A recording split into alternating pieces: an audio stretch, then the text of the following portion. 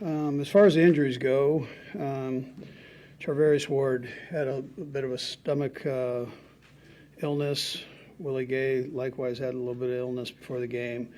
And really everybody else finished, they played. Hats off to the fans.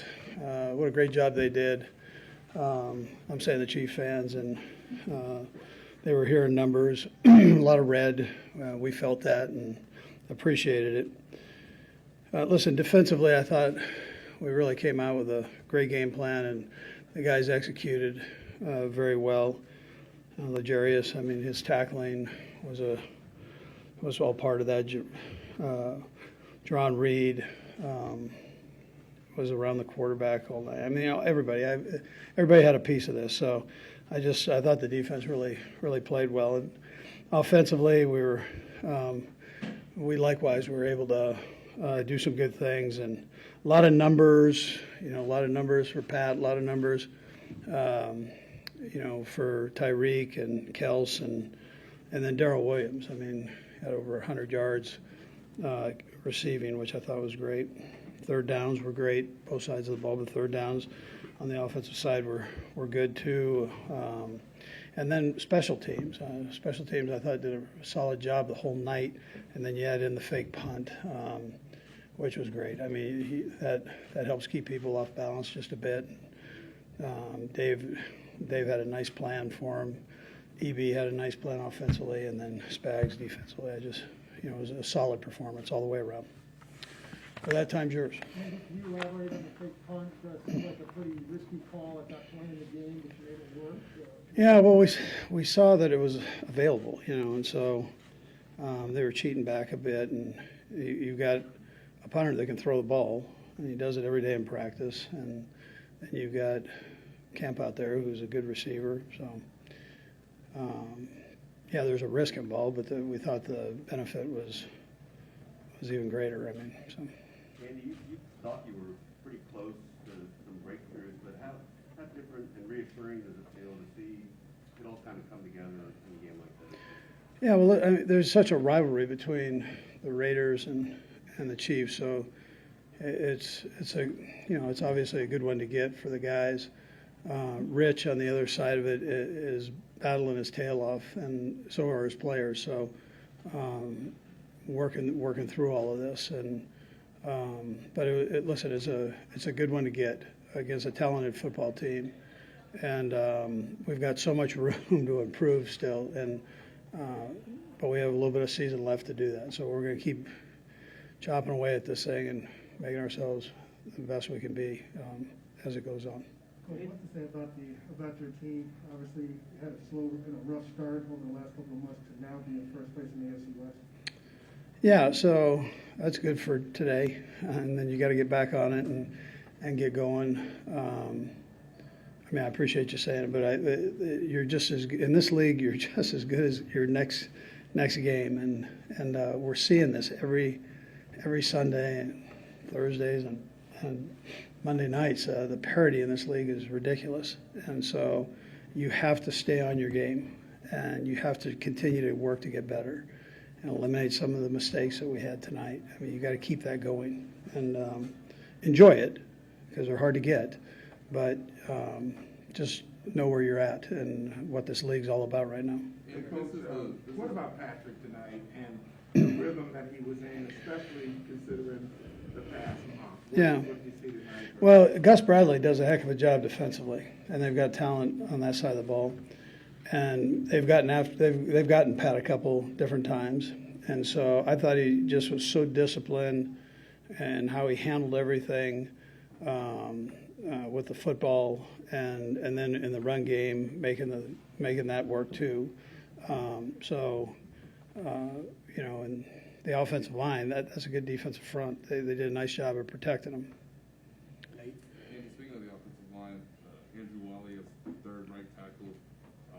Obviously, he knows Max from where they played together in college, but what did he do well, and how much was he part of how you guys ever functioned? He could handle that. They got after each other. That was kind of fun to watch that. So, and the effort was intense there on both guys. Crosby, he's a good football player. But yeah, it was good to see. I mean, to have that, to have him here means a lot, especially when you've been a starter. To stay strong mentally, to be able to step in and do that, my hat's off to him on that. Two questions. One real quick. Tyron didn't finish the game either. Was that not an injury related? I took everybody out. Tyron, I don't know, he might have an ankle or a little something, but I took them all out at that time, so but I don't think it's anything serious. And then the second thing is, it seemed like the Raiders played a lot more with single safety stuff, maybe some cover three than what you've seen from other teams playing those deep shells. I assume you guys still work on that, even though you really haven't seen much of it for the Yeah, he blended it a little bit, so between cover four and single safety middle zone. And listen, that's kind of where the whole thing started. So they've done a good job against us the last few years, and so just playing zone. But he mixed it in. He mixed a little bit of quarters. He mixed some heavy three, and then man to man with different doubles taking place. So he had a nice game plan on that. Yeah. Andy, I hope I ask this in a way that makes sense, but people are talking like the Chiefs back, that kind of thing. I'm just wondering from your point of view, is it more about sort of not 19, not 20, but sort of chasing the identity of this Pittsburgh? Yeah, I think that's a great question. That you have to develop your own personality. Every team's different every year. And so, yeah, you can't worry about the expectations and all that stuff. You got to get down to the nitty gritty and build it. And so our guys have kind of done that, and they're getting to know each other better. And we've got to keep plugging away. So it's a good one to get though. But I think you're probably spot on that. Yeah. Andy, Pat was in the first sort of prolonged slump or whatever you want to call his career. What did you see from him that told you he was going to sooner or later come out on the other side? Yeah, so listen, Adam, I mean, Frazier does a million different studies for us, right? And Pat's lasted longer than any quarterback in the history of the game without a slump, right? And so it's going to happen. There's going to be a little something that it doesn't go your way. And it's important that you power through it, stay confident, and keep firing. And so that's how he's wired. And you knew he was going to get through the ups and downs just by the way he handles himself. And that's what we're all watching it, right? So. Andy, you said early on this season that you'd be happy when all three phases are playing, together on one court. How important is that as you guys move forward? Yeah, listen, this probably goes for any team in this league, but if all three phases are clicking, then you're going to be tough to stop. So, but we're coming out of this, and we've got room to improve. And these guys they believe in that. They think that's how they come out to practice. They've got a confidence about them, but they understand that if we put it all together, then good things can happen. So. Last three. Coach, I'd love you to talk a little bit more about the offensive line, especially Orlando Brown. 2 weeks ago against, I believe, the Titans, a couple weeks ago, they gave up 4 sacks. Last couple of weeks, they've only given up, 1 sack and kept Patrick clean. How comfortable are you seeing Patrick behind this offensive line? Yeah, well, you guys asked us during training camp. It takes a little bit of time for those guys to gel. It's 5 guys all kind of dancing the same dance, and they've got it takes time. It takes snaps. And so, they're working through everything that they need to. They've got a great attitude about them. Heck is a heck of a football coach, no pun intended. So we just keep pounding through this. Last two, Jarrett and Nate.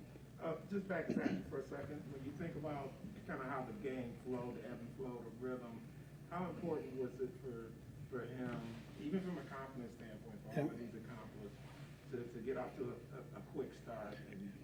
Yeah, no, that helps. I mean, he did last week too. So Jared, he came out and we moved it right along, and then he had another one of those series just before half, and then he had it at the end of the game, where he made a couple of nice plays. So, but I think for any quarterback, I think it's important that you can kind of start and develop some rhythm in the game, and I think he he did that today.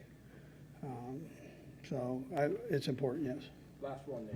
And you praised the defense earlier, but in this 3-game winning streak, is there something that you can point to that tells you that this defense is trending in the right direction? What, I guess, most impresses you?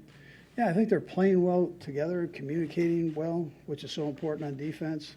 There's always adjustments taking place. I mean, these offensive guys in this league are they're smart guys, and they try to get you out of position with their calls, motion shifts, and so